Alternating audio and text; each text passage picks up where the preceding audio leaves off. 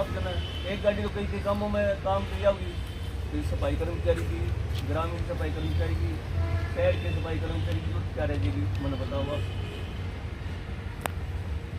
ये आप लोगों से सवाल है मेरा। संगठन बढ़ाना क्यों चाहिए? भाई कह रहा था हर ही आदमी अपनी तकलीफ बताएगा। यहाँ हम अपनी बीती बात करके और अपना एक मांग पत्र संकलित जो मांग पत्र बना के सरकार को दे के उसको नोटिस देकर आंदोलन करेंगे, यही है ना बात। अपने पास और कोई रास्ता नहीं है ना, है कोई जो ना रास्ता और अपने पास कितने मगर जो ना अमेरिका वाले जो ना कोई मिसाइल वगैरह भेज दें वो सरकार के मार्गदर्शन जो हमारी मांग पूरी हो जाए, ऐसा तो नहीं है।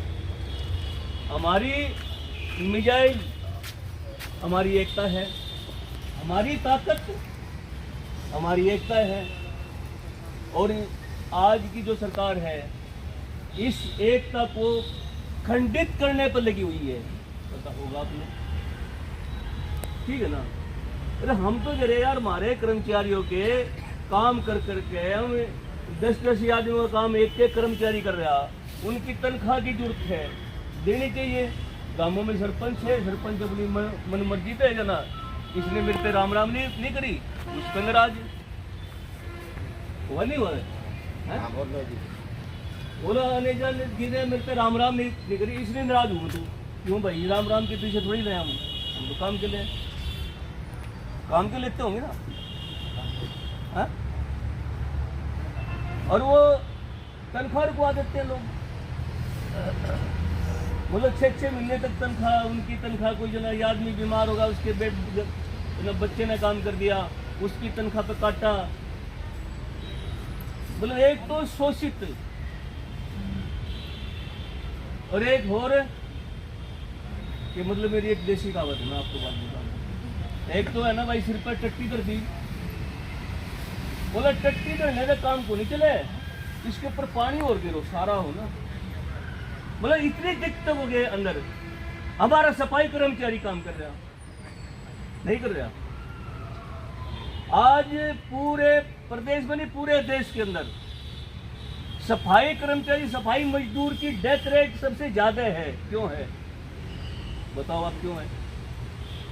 कि वो गंदा काम करता है, उसके भात की बीमारी लगती है, नाड़ी में पता नहीं किस किस से जरासीम, कोई पेशाब करेगा, कोई टीडी वाला करेगा, कोई होर वाला करेगा, कोई दूसरे वाला करेगा, मतलब वो नाली के अंदर आएगा।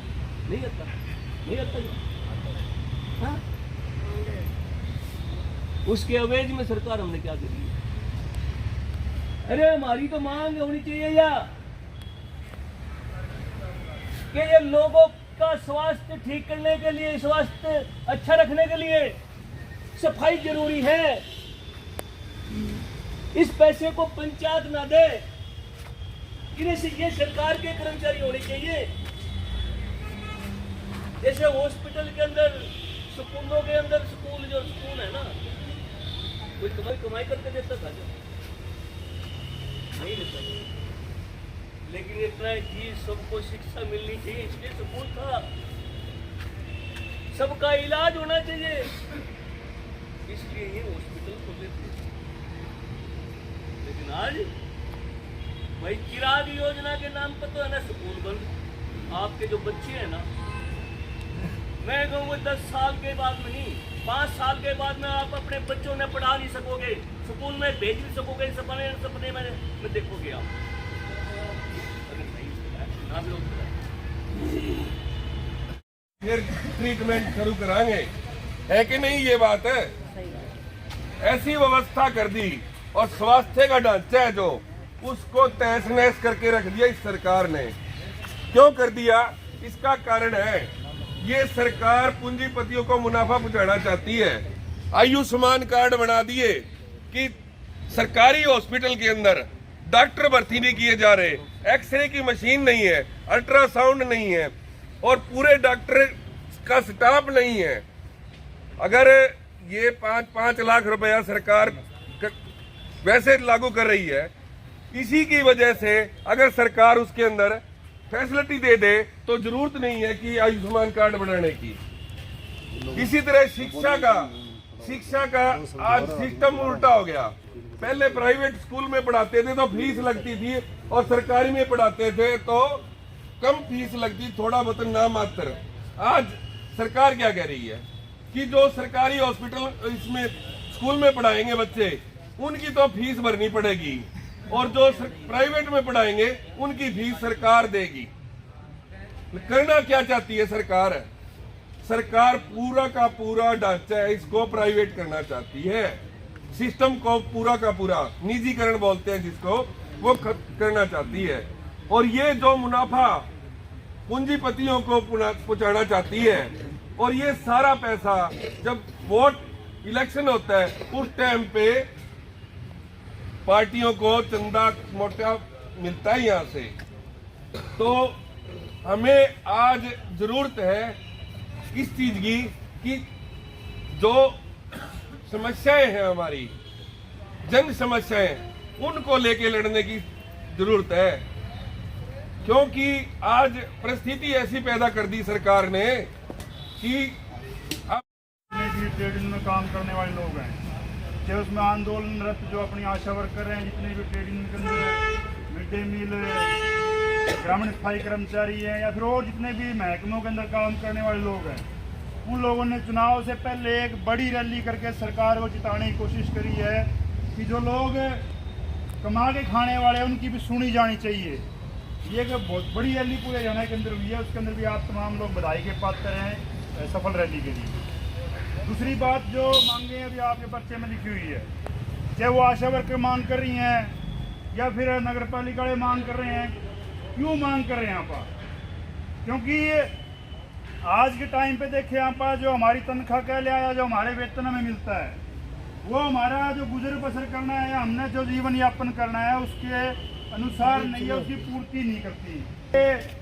किसी भी चीज़ के रेट देख लो, आटे के, दाल के, चावल के या फिर सिलेंडर के, इलाज के, तमाम की तमाम चीज़ें पिछले 10-12 सालों के अंदर बहुत ज़्यादा महंगी होगी जो एक गरीब आदमी की पहुंच के अंदर नहीं रही।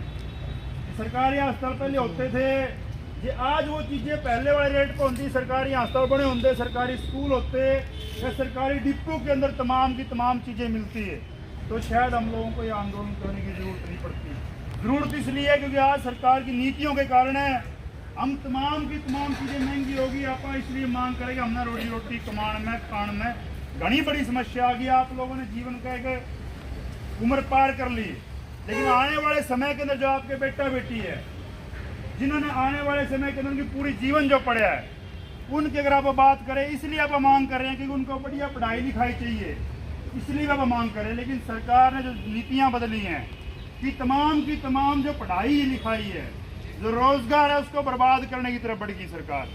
और जितने भी सरकारी स्कूल थे सारे के सरकारी स्कूलों को बंद करने की सरकार ने योजना बना ली है। कोई भी प्राइवेट स्कूल के अंदर अगर अपना बच्चा लगाना हो, आप जितने उरे बैठे हैं, जितने भी कर्मचारी हैं, चाहे जो पक्के कर्मचारी भी नगर पालिका लो, किसी और महकमे का लो, वो लोग भी आज अपने बेटा बेटी को प्राइवेट स्कूल में पढ़ाने का जो नहीं बचा, जो पक्का कर्मचारी उसका भी क्यों नहीं बचा? क्योंकि प्राइवेट स्कूल के अंदर सवेरे बस में बैठने से लेकर घर वापस आने तक बस में बैठने की फीस 1000-1500 रुपये बस का किराया, वर्दी की फीस न्यारी, और महीने के 2-3-4 हज़ार रुपये की फीस महीने की न्यारी, किताबों के न्यारे, वर्दी की घनी तरह की फीस लगा दी। और कोई पढ़ा लिखा भी ले, रोजगारी की हालत है अपने सामने। मतलब पक्की भर्ती तो दूर की बात, अब तो एक नया महकमा लिया है हरियाणा के बोले कौशल रोजगार निगम, उस निगम पढ़ाई पढ़ ली, वकील बन गए, हमारी 4000 रुपये महीने की फीस, साल की फीस है 4000 रुपये। आज उसी कोर्स की फीस अगर आपने अपना बेटा बेटी पढ़ाना हो तो 6.5 लाख रुपए एक साल की फीस है। 6.5 लाख रुपए कोई नहीं पढ़ा सकता। पूरे गांव के अंदर अगर एक डॉक्टर चाहिए हमें इलाज करने के लिए, तो पूरा गांव मिलके एक डॉक्टर नहीं बना सकता। 37 लाख रुपये फीस है, 5 साल की फीस 1.5-2 करोड़ रुपये बनती है। तो इसलिए अब हम मांग कर रहे हैं कि हमें पक्का कर्मचारी किया जाए, हमारी जो मिनिमम वेतन है वो बढ़ाया जाए। ये बढ़ेंगे तो एक उनका बात आगे बढ़ सकती है। और ये पक्की बात है कि जो बढ़ाने वाले बैठे हैं उन पार्लियामेंट के अंदर या फिर जो आप विधानसभा कह लें, तो वो एक प्रस्ताव रखेंगे अपनी खुद की तनख्वाह बढ़ानी है। दिल्ली के अंदर, हरियाणा के अंदर पिछले 5-7 सालों के अंदर एक प्रस्ताव रखेंगे एमएलए की तनख्वाह बढ़ाने का, अगले दिन पास हो जाता है क्योंकि उन्हें अपनी तनख्वाह बढ़ानी है। लेकिन जब सवाल आता है गरीब का, मजदूर का, ग्रामीण सफाई कर्मचारी का, मिड डे मील का, आशा वर्कर का, आंगनबाड़ी का, तो बोलने को तैयार नहीं है। क्यों तैयार नहीं है? क्योंकि जो लोग वो अपने रहनुमा बिठा रखे हैं, वो इसलिए वो अपने लोग नहीं है, वो अपने बिठा रखे हैं।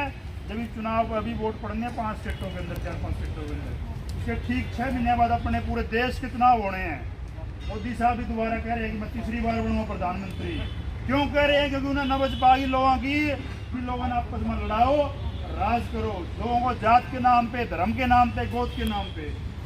एक बात लास्ट है कि जो राज में बैठी पार्टी है ना या बीजेपी, इसे करेक्टर को अपन नहीं समझेंगे तो जब तक भी आप सफल नहीं हो सकते। ये वो लोग हैं, आज़ादी का आंदोलन लड़ा गया था अभी 1 महीने पहले 22 सितंबर को पूरे देश में शहीद भगत सिंह के जन्मदिवस को मनाया, अपन नहीं मनाया अलग अलग जगह के ऊपर। तो वो लोग जिस टाइम पे अंग्रेजों के खिलाफ लड़ रहे थे, उस टाइम पे इसी पार्टी के लोग, बीजेपी के लोग, जिसमें सावरकर था, गोवलकर था, उन लोगों ने माफीनामे लिखे अंग्रेजों को कि हमने माफ कर दो, हम सारा गल्ला सारी नीतियों को सपोर्ट करने के लिए तैयार हैं। उस टाइम पे इस पार्टी का रिकॉर्ड है। आज ये हमारी बदकिस्मती है कि वो लोग इस नाम पे वोट लेके, हिंदू के नाम पे, मुस्लिम के नाम के ऊपर वो लोग वोट लेके आज राज के अंदर आके बैठ गए, इसीलिए वो आज हमारी सुनने को तैयार नहीं है।